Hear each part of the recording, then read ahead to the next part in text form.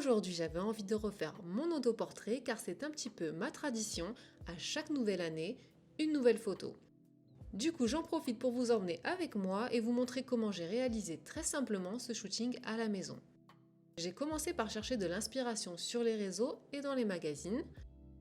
Je voulais quelque chose d'épuré, alors je suis partie sur un fond blanc qui se mariera avec tout.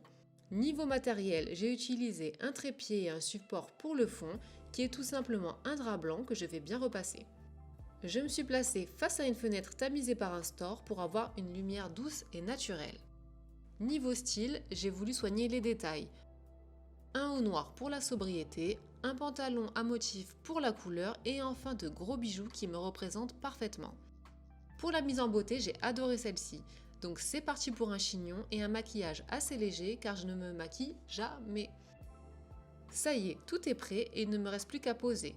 J'ai utilisé un tabouret pour varier les poses et j'enclenche le mode retardateur pour avoir les mains libres. Je teste tout plein d'expressions car après tout la photo n'est qu'un jeu. Je passe maintenant sur l'ordinateur pour la retouche car c'est une partie tout aussi importante que le shooting lui-même. J'ai d'abord trié les photos et on en a vite beaucoup surtout quand on se photographie seul. Mes choix se sont faits en fonction de mes goûts mais aussi de l'aspect technique de l'image. J'ai surtout retravaillé les couleurs, les noirs, les contrastes et les cadrages. Je n'ai quasiment pas retouché ma peau car pour une fois celle-ci était assez clean grâce au fond de teint que j'avais appliqué avant. Et voilà, après une après-midi de travail, j'ai fini et je vous dévoile les photos finales maintenant. Alors, je suis très contente du résultat parce que c'est exactement ce que je voulais. Un peu de style, de la simplicité et une petite touche artistique. Maintenant, il ne me reste plus qu'à mettre à jour mon site internet et toutes mes photos de profil sur les réseaux sociaux. Je vous laisse avec un petit récap pour que vous aussi vous puissiez facilement refaire votre séance photo à la maison.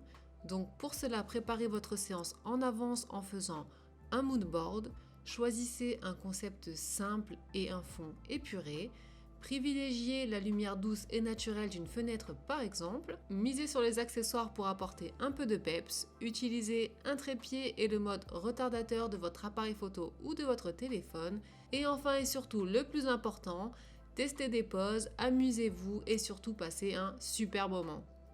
Merci à vous et à très bientôt!